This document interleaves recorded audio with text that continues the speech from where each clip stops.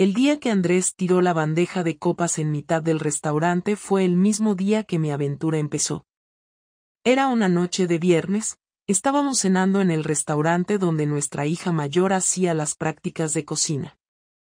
Andrés, con esa torpeza suya que me sacaba de quicio y al mismo tiempo me parecía entrañable, intentó impresionar a los camareros llevándole unas copas al chef. No dio ni 3 pasos. La bandeja resbaló, 6 copas cayeron al suelo y una de ellas acabó clavada en el tobillo de un cliente. Silencio total. Yo quería desaparecer. Fue justo en ese momento, mientras todos miraban a Andrés como si fuera un idiota, cuando noté una mirada fija en mí. Me giré. Era un hombre sentado en la mesa del fondo, solo, con una copa intacta en la mano. Se estaba riendo. No de la escena, sino de mí. Como si me conociera. Como si supiera exactamente lo que estaba pensando. Estoy cansada de esto. De esta vida. De este hombre. Y no fue amor a primera vista ni ninguna tontería así. Fue otra cosa. Fue ese tipo de conexión que no tiene lógica, que no debería existir, pero ahí está. Al salir del restaurante, mientras Andrés se disculpaba por 5ª vez al encargado y nuestra hija nos ignoraba con vergüenza evidente, ese hombre se me acercó afuera. Me ofreció un cigarro. Y aunque dejé de fumar hace 6 años, lo acepté sin dudar. Soy Martín, me dijo, encendiéndolo por mí. No pareces de las que se ríen mucho. Últimamente no me río casi nada, le contesté, sin pensar. Y ahí empezó todo. No con una infidelidad, no con un beso ni una caricia, sino con un cigarro robado y una conversación de 7 minutos. Fue suficiente para encender algo que llevaba años apagado. Algo que ni Andrés, ni los niños, ni mi rutina habían conseguido despertar. A veces, una mirada basta. A veces, ni siquiera necesitas tocar a alguien para saber que vas a acabar cruzando una línea. Martín no me pidió el número. No me buscó. Pero al domingo siguiente, me lo encontré en la terraza del mismo bar donde voy cada mañana a tomar café. Me saludó con la cabeza. Yo le devolví el gesto. Y me senté a 3 mesas de distancia, sin decir palabra. Pero esa vez, fui yo quien le ofreció el cigarro. 3 semanas después del incidente en el restaurante, Andrés recibió una llamada del instituto donde nuestra hija menor, Carla, estudiaba segundo de ESO. Habían tenido una pequeña discusión con uno de los profesores por una redacción que escribió sobre su familia. No era nada grave, pero querían hablar con los padres. Andrés, como siempre, me pasó la responsabilidad a mí. Tú sabes hablar mejor con los profesores, a mí se me nota el mal genio, dijo mientras miraba el móvil como si fuera a escapársele de las manos. Así que fui yo. La redacción de Carla estaba escrita con sinceridad infantil, de esa que no busca herir pero lo consigue sin darse cuenta. Contaba que últimamente mamá estaba rara, que sonreía mucho cuando creía que nadie la veía, que salía a caminar 2 veces al día y que a veces se ponía colonia para ir a tirar la basura. El profesor no lo decía con malicia, solo nos pedía que estuviéramos atentos a su comportamiento, que los cambios en casa podían influir en su concentración. Yo asentí con una sonrisa forzada, fingiendo que entendía su preocupación, y me fui de allí con la garganta apretada. Esa tarde, al llegar a casa, decidí no ir al bar de siempre. Martín me esperaba, lo sabía porque me había escrito poco antes. ¿Nos vemos a las 6? Pero no contesté. En lugar de eso, me senté en la cocina con Carla y empecé a preguntarle por sus deberes, por sus clases de inglés, por cualquier cosa que no me hiciera pensar en lo que había escrito. Pero Carla, como si me leyera el pensamiento, me soltó sin rodeos. Papá está triste, ¿lo sabes? Me quedé quieta. Lo disimula, pero cuando no estás, camina por la casa como si buscara algo. Yo creo que sabe que pasa algo. Esa noche no dormí. Andrés llegó más tarde de lo habitual. Dijo que había estado tomando algo con un amigo del trabajo. Lo noté más tenso, pero no quise preguntar. En su lugar, fingí dormir cuando se metió en la cama. A la mañana siguiente, mientras yo preparaba café, lo vi salir del cuarto con la chaqueta en la mano y el portátil bajo el brazo. No iba al trabajo, estaba vestido demasiado informal. Voy a la gestoría, tenemos un problema con el seguro del coche, dijo sin mirarme. Yo asentí y seguí batiendo la leche. Pero sabía que mentía. Andrés nunca se ocupaba de los papeles. Durante los días siguientes, su comportamiento fue extraño. Llegaba antes de lo habitual, se ofrecía a cocinar, jugaba con Carla sin que nadie se lo pidiera y se mostraba extrañamente cariñoso conmigo, como si buscara provocarme culpa. No preguntaba, no hacía comentarios, pero su forma de moverse por la casa era distinta. Revisaba cosas que nunca le habían importado, abría cajones sin motivo aparente, se paseaba por la terraza cuando hablaba por teléfono. Yo me limitaba a seguir mi rutina, pero dentro de mí la incomodidad crecía como un nudo. El momento exacto del descubrimiento no fue como esperaba. No hubo gritos ni portazos. Fue una comida de domingo. Estábamos los tres, Carla, Andrés y yo. Hacía sol, así que comíamos en el balcón. Andrés sirvió vino, brindó por la familia y, mientras cortaba la carne, dijo con una calma que me heló: Martín no vive en Zaragoza, ¿verdad? Sentí que la silla se hundía. Carla nos miró confundida. Andrés siguió hablando, sin mirarme directamente. Lo estuve buscando, no existe en la empresa que dijiste que trabajaba, no hay ningún Martín con ese apellido en ninguna parte. Carla preguntó quién era Martín, pero yo no respondí. Andrés dejó el cuchillo sobre el plato, se secó las manos con la servilleta y dijo: supongo que no me vas a mentir delante de nuestra hija, así que prefiero que termines de comer y luego hablamos. Esa tarde me encerré en el baño, sentada en el borde de la bañera, intentando imaginar qué sabía exactamente.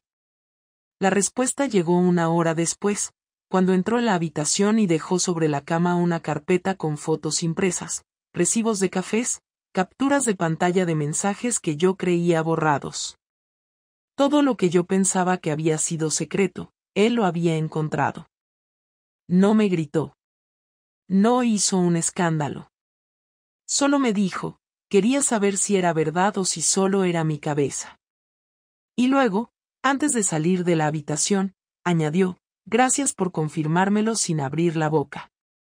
Esa fue la primera vez en mucho tiempo que me sentí desnuda de verdad. No por lo físico, sino porque ya no había nada más que ocultar. Y lo peor es que parte de mí sintió alivio. Por fin se había roto esa tensión. Pero lo que vendría después, no tenía idea de cuánto dolería. Esa misma noche, cuando Carla ya estaba dormida y la casa parecía en pausa, Andrés entró en la cocina sin decir nada. Yo estaba sentada en la mesa, sin moverme, con una taza de té que no pensaba beber. Él se sirvió agua del grifo, la bebió de un trago y me miró como si no me conociera. Se apoyó en la encimera y cruzó los brazos, pero no abrió la boca. Yo tampoco. Pasaron al menos 2 minutos así, sin que ninguno dijera una palabra. Entonces rompió el silencio con una frase que no esperaba. ¿Cuántas veces fue? No hubo rabia en su tono, solo una necesidad seca de saber. Yo tardé unos segundos en reaccionar, intenté pensar en qué versión contarle, pero me interrumpió antes de que pudiera abrir la boca. No quiero que me mientas, Laura. Dímelo sin rodeos, ¿cuántas veces estuviste con él? 4, dije sin levantar la mirada. No tenía sentido mentir a estas alturas, no con todas las pruebas encima de la cama, no con el peso que ya se había instalado entre nosotros desde hacía semanas. Andrés cerró los ojos y asintió lentamente. Caminó hasta la silla frente a mí y se sentó con las manos entrelazadas, los nudillos blancos por la tensión. ¿Dónde?, preguntó. Una vez en su coche, Otra en un piso que alquiló, las otras dos en un hostal de las afueras, respondí.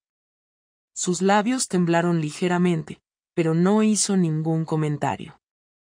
Solo anotaba cada dato con la mirada clavada en la mesa.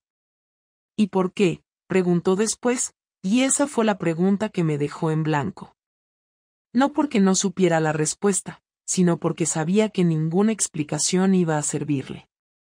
Podía decirle que me sentía sola, que la rutina me había ahogado, que necesitaba sentirme deseada, pero todo eso iba a sonar a excusa. Y yo misma había jurado durante años que nunca sería de esas personas que se escudaban en su infelicidad para traicionar. Así que lo dije con palabras que ni siquiera había ensayado, porque quise hacerlo. Porque me sentí viva por un momento. Porque me dejé llevar. No hay una razón que te vaya a hacer sentir mejor. Andrés golpeó la mesa con la palma abierta, sin fuerza, pero con frustración. ¿Y eso justifica destruir lo que teníamos? No esperó respuesta. ¿De verdad pensabas que esto no se iba a saber nunca, que podías acostarte con otro hombre y seguir desayunando conmigo como si nada? Intenté parar, murmuré, aunque sonó más patético de lo que esperaba. Andrés rió sin alegría. Claro que lo intentaste. 4 veces. Lo tuyo es puro esfuerzo. No respondí. Me limité a mirar cómo sus manos temblaban, cómo su mandíbula se tensaba. ¿Él está casado?, preguntó. Negué con la cabeza. ¿No tiene hijos? Tampoco. ¿Tiene algo que perder? No. Andrés se quedó callado un momento, luego se levantó de la silla. Caminó hasta la nevera, la abrió sin mirar y la volvió a cerrar. Se quedó allí de pie, de espaldas a mí, en completo silencio. Finalmente, dijo, tú sí tenías cosas que perder. Y aún así lo hiciste. Me giré hacia él. No planeé esto, Andrés. No lo busqué. Él se volvió, caminó hacia mí y se apoyó en la mesa, inclinándose. No lo planeaste, pero lo hiciste. No lo buscaste, pero contestaste cada mensaje, fuiste a cada sitio, mentiste cada día. No lo buscaste, pero lo mantuviste en secreto, y eso requiere voluntad.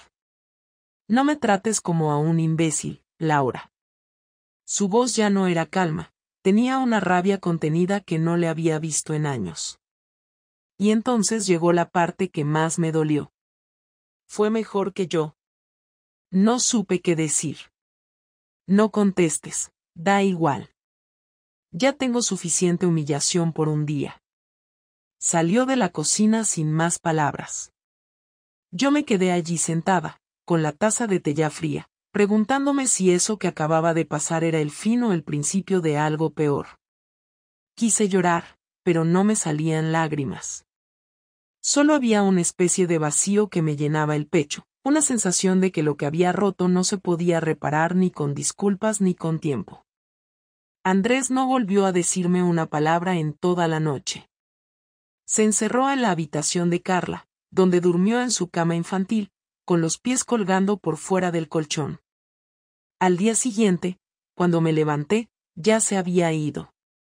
Ni una nota, ni un mensaje. Solo su cepillo de dientes desaparecido del baño y su cajón del armario vacío. Era como si nunca hubiera estado ahí. Como si hubiera decidido borrarse antes de romper algo más. Me senté en nuestra cama y, por primera vez en semanas, sentí verdadero miedo. No a que se fuera, sino a que ya no le importara quedarse. Durante los días siguientes, Andrés no volvió a casa. No llamó, no mandó mensajes, no preguntó por Carla, no me pidió explicaciones. Simplemente desapareció. Me limité a cubrir su ausencia con excusas para nuestra hija, diciéndole que tenía trabajo fuera, una auditoría en Madrid, algo que sonaba lo bastante importante como para no levantar sospechas. Carla no preguntó demasiado, pero la notaba más callada de lo normal, como si sospechara que algo no iba bien y prefiriera no saberlo. Mientras tanto, Yo iba todos los días al trabajo fingiendo que mi vida seguía en orden, pero por dentro, la sensación era de estar en caída libre. Una semana después, un sobre llegó por mensajería urgente. Era un sobre grande, marrón, sin remitente. Dentro había una carta impresa, y una hoja firmada por un abogado de Zaragoza. En la carta, Andrés explicaba que había iniciado el proceso de separación de bienes y que en los próximos días recibiría una citación para formalizar todo. No había insultos, ni reproches. Solo frases cortas, firmes, informativas. Pero al final de la carta había una línea que me dejó helada: no pienso hacer esto fácil, Laura. Prepárate. A las pocas horas, comenzaron los mensajes. Primero fue mi madre. Llamó llorando, diciendo que Andrés la había llamado para decirle que yo había destruido nuestra familia. No le contó detalles, pero fue suficiente para que ella me colgara el teléfono después de un no sé quién eres. Luego mi jefa me pidió que pasara por su despacho. Andrés había enviado un correo electrónico con copia de las capturas de pantalla de mis mensajes con Martín, y una nota explicando que, por ética profesional, no podía seguir compartiendo entorno laboral con una persona que había mentido durante meses a su pareja y a su familia mientras ocupaba un puesto de confianza en la empresa. Mi jefa, aunque intentó mantener la compostura, me sugirió que me tomara una baja voluntaria mientras decidían qué hacer conmigo. No era un despido directo, pero entendí el mensaje. Salí de la oficina sin decir nada, con la cabeza baja, sabiendo que la vergüenza me iba a seguir durante mucho tiempo. Ese mismo día, otra bomba estalló. Carla recibió una nota anónima en su casillero del colegio. En ella alguien había escrito que su madre era una puta que se acostaba con hombres jóvenes mientras su padre trabajaba. No supe cómo reaccionar cuando ella me lo contó. La llevé al colegio al día siguiente para hablar con la directora, pero no sirvió de nada. Ya estaba hecho. Los rumores volaban. Los padres en el grupo de WhatsApp empezaron a salirse en silencio. Las invitaciones a cumpleaños se esfumaron. Carla se volvió más cerrada, más seca, y aunque no me lo dijo directamente, pude ver en sus ojos que me culpaba. Martín, por su parte, desapareció también. Le mandé varios mensajes, ninguno tuvo respuesta. Fui al bar donde nos veíamos, ya no trabajaba ahí. Pregunté al camarero, me dijo que había dejado el trabajo hace una semana y que no había vuelto. Fue entonces cuando entendí que Andrés había contactado con él. No sé qué le dijo, pero fue suficiente para hacerlo desaparecer. Pensé en buscarlo, en plantarme en su casa, pero sabía que no iba a servir de nada. No iba a volver. ¿Y si lo hacía, para qué? La gota final llegó el lunes siguiente. Carla me entregó una hoja que le habían dado en clase. Era una autorización firmada por su padre para asistir a un campamento de verano en la costa, organizado por una fundación privada. En la hoja estaba también una carta manuscrita de Andrés dirigida a ella, llena de cariño, donde le decía que quería pasar el verano con ella, que necesitaban tiempo juntos para entender lo que estaba pasando. En ningún momento me mencionaba. No decía si volvería, ni si pensaba hablar conmigo. Solo le pedía que se preparara, que él la recogería el viernes. Cuando le pregunté a Carla si quería ir, me dijo que sí, sin dudar. Quiero estar con papá. Contigo no me apetece. Eso fue lo que dijo. Y no pude culparla. El viernes por la mañana, a las 10 en punto, Andrés llegó. No subió. Tocó el claxon y esperó. Carla bajó con su mochila y una maleta pequeña. Ni siquiera miró atrás. Yo la observaba desde la ventana, sin moverme. Andrés tampoco miró hacia arriba. Cuando se marcharon, supe que esa era su forma de decirme que esto ya estaba terminado. No solo el matrimonio, sino todo lo que habíamos construido juntos. Él no quería destruirme con gritos o juicios, quería dejarme sola, aislada, con cada pieza de mi vida arrancada una por una. Me quedé de pie frente a la ventana durante más de una hora. Nadie llamó. Nadie preguntó. Nadie apareció. Y entendí que su venganza no había sido una escena violenta, ni una amenaza directa, sino algo mucho más cruel, quitarme a todos y a todo, dejarme con el vacío exacto que yo le había creado a él. Y no sabía si algún día iba a poder llenar ese hueco otra vez. Pasaron 2 semanas completas sin saber nada de Andrés ni de Carla. No escribieron, no llamaron, no subieron nada a redes sociales. Yo tampoco me atreví a iniciar contacto. Me pasaba los días entre el sofá y la cocina, sin ganas de salir, ignorando los mensajes de mi madre, de mi hermana, de las pocas amigas que todavía no me habían borrado del mapa. Perdí el trabajo oficialmente, aunque la carta decía que era una rescisión por pérdida de confianza, lo cual era una forma elegante de no decir por escándalo personal. El teléfono sonaba poco y, cuando lo hacía, era para cosas administrativas, abogado, citación judicial, papeles. Cada vez que veía el nombre de Andrés en algún documento, sentía como si me pasaran una cuchilla por dentro, pero no decía nada, solo firmaba, escaneaba y enviaba. Un jueves por la tarde, sin esperarlo, llegó un mensaje de Andrés. Estoy en Zaragoza. Podemos hablar mañana por la mañana. No añadió más. Respondí que sí. Me preguntó si podía pasar por casa. Acepté. Me pasé la noche limpiando, no por él, sino porque necesitaba que al menos la casa no reflejara lo que yo sentía por dentro. Quité las botellas vacías, cambié las sábanas, tiré ropa que llevaba días en el suelo. A las 10 en punto, Andrés tocó el timbre. No traía a Carla. Venía solo. Estaba más delgado, la barba más crecida, ojeras más marcadas, pero su voz era la misma. Entró sin decir nada, se sentó en el salón, cruzó los brazos y esperó. No quiero discutir, dijo después de unos segundos. Solo quiero aclarar algunas cosas antes de que todo esto se vuelva puramente legal. Me senté frente a él, sin saber si debía hablar o esperar. Carla está bien. Ha estado bien todo este tiempo. Le ha costado entenderlo todo, pero no le he hablado mal de ti. No le he contado detalles, solo lo básico. Me ha preguntado cosas y le he respondido con cuidado. Creo que tiene derecho a decidir cuándo te quiere volver a ver. Asentí, aunque no sabía si agradecérselo o no. Me pareció justo que tú tuvieras la oportunidad de hablar conmigo antes de cerrar esto del todo, añadió. Yo también lo agradezco, dije, aunque sonó débil, torpe, como si no fuera suficiente. Sé que no tiene sentido pedirte perdón. No hay nada que lo arregle. Andrés asintió lentamente. No, no lo hay. Pero igual quiero escucharlo. Me incliné hacia él. Lo siento. De verdad. No por haberme descubierto. No por las consecuencias. Lo siento porque te fallé. Porque ni siquiera tuve la decencia de decírtelo antes.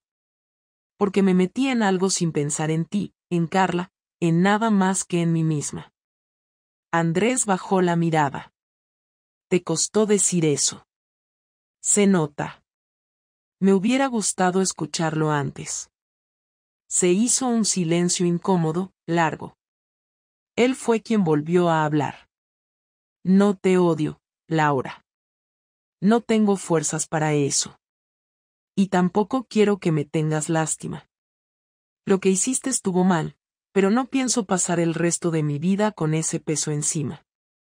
Lo que sí tengo claro es que no puedo seguir contigo.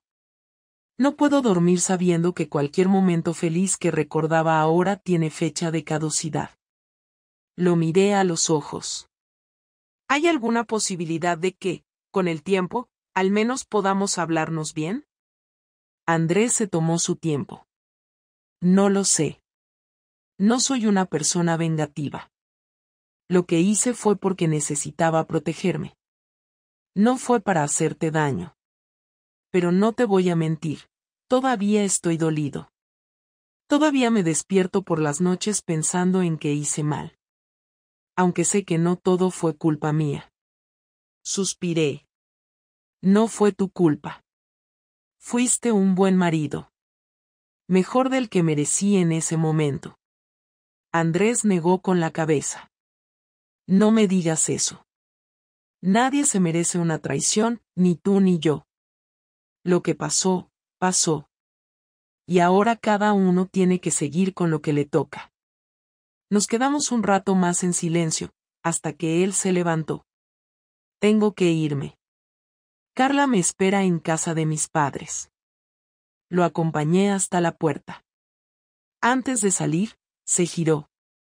Si ella quiere verte, te lo haré saber. Pero no insistas. Deja que sea ella quien decida. Lo mínimo que puedes hacer ahora es respetar sus tiempos. Asentí de nuevo. Gracias por venir. Andrés no respondió. Solo se marchó. Cerré la puerta y me apoyé en ella. No lloré. Ya no tenía lágrimas. Solo un peso, denso, permanente. Era la primera vez que hablábamos sin gritar desde que todo se había roto. Y aunque no fue una reconciliación, tampoco fue un castigo. Fue simplemente una despedida civilizada entre dos personas que se habían hecho demasiado daño como para seguir compartiendo el mismo espacio. Después de aquella última conversación con Andrés, pasaron varias semanas sin novedades. Carla no llamó, no preguntó por mí, y aunque intenté mantenerme firme y no escribirle, más de una vez abrí el chat para luego cerrarlo sin escribir nada. Decidí que no insistiría. Andrés había sido claro, y lo menos que podía hacer era cumplir con esa única condición. Me despertaba temprano, no porque tuviera algo urgente que hacer, sino porque el cuerpo se acostumbró a la incomodidad. La rutina se volvió monótona, casi mecánica. Compraba lo justo, limpiaba lo necesario, hablaba lo mínimo. Todo el entorno que antes parecía ruidoso ahora tenía un silencio que se metía en cada rincón. Pero no era tristeza lo que más sentía. Era una mezcla rara entre vacío y aceptación, como si mi cuerpo todavía no terminara de asimilar lo que había pasado. Volví a trabajar, aunque no en lo mismo. Con lo de la empresa anterior cerrado, busqué un puesto de oficina sencillo, lejos de jefes conocidos y de compañeros que sabían mi historia. Me contrataron como administrativa en una gestoría pequeña, y aunque el sueldo era menor, al menos el ambiente era neutral. Allí nadie me miraba raro. Nadie sabía lo que había hecho, y por primera vez en mucho tiempo, me sentí una persona sin etiqueta. Durante las primeras semanas no hablé con nadie más de lo necesario, pero una tarde una compañera nueva se sentó conmigo en el descanso del café. Me preguntó si tenía hijos. Le dije que sí, una hija. Me preguntó si vivía conmigo. Le dije que no. No preguntó más. Y eso me alivió. Empecé a salir a caminar por las tardes. No al mismo bar de antes, no por las mismas calles. Necesitaba cambiar de zonas, ver caras nuevas, respirar otro ambiente. Un día me encontré con una vecina del bloque con la que antes hablaba mucho, pero que también se había distanciado. Me saludó con una sonrisa breve y me preguntó si seguía casada. Le dije que no. Bueno, no fuiste la primera, ni serás la última, me dijo mientras subíamos en el ascensor. No supe si lo decía con compasión o con indiferencia, pero no me molestó. Me di cuenta de que ya no me afectaban los juicios ajenos. A esas alturas, lo único que realmente me dolía era la distancia con Carla. Una tarde de sábado, mientras doblaba ropa, el móvil vibró. Era un número desconocido. Contesté, y escuché su voz. Hola, mamá. Me quedé quieta. Hola, Carla. No supe qué decir después. Ella habló. Papá me dijo que no te molestara, que tenía que decidir yo si quería hablar. Y decidí que sí. Me senté en la cama, conteniendo la respiración. ¿Cómo estás?, pregunté. Bien. Volví a clases. Estuve en casa de los abuelos unos días, y ahora estamos otra vez en el piso. Le dije que me alegraba. Me preguntó si seguía en el trabajo. Le dije que sí. Silencio. ¿Podemos vernos un día?, soltó de golpe. Quiero hablar contigo. Quiero entender. Le dije que sí, cuando quisiera. Quedamos para el miércoles, en una cafetería del centro. Ese miércoles me vestí sin exagerar, me peiné como solía hacer antes de todo esto y llegué 10 minutos antes. Carla llegó puntual, con su mochila del instituto al hombro. Nos saludamos con 2 besos, como 2 conocidas, y nos sentamos. No pidió nada. Solo me miró. ¿Por qué?, fue lo único que dijo. No me excusé, no adorné. Le conté lo que ella podía entender. Que había estado confundida, que había tomado malas decisiones, que no pensé en las consecuencias, que no supe manejar lo que me pasaba por dentro. Me escuchó sin interrumpir. No lloró. Cuando terminé, me dijo, te equivocaste. Mucho. Pero quiero poder perdonarte. No sé si puedo ahora, pero quiero poder. Le dije que no esperaba otra cosa. Que estaría allí cuando ella lo decidiera. Nos despedimos con un abrazo breve, tenso, pero real. Fue el principio de algo, aunque no supiera qué. Ahora, meses después, puedo decir que ya no espero recuperar nada.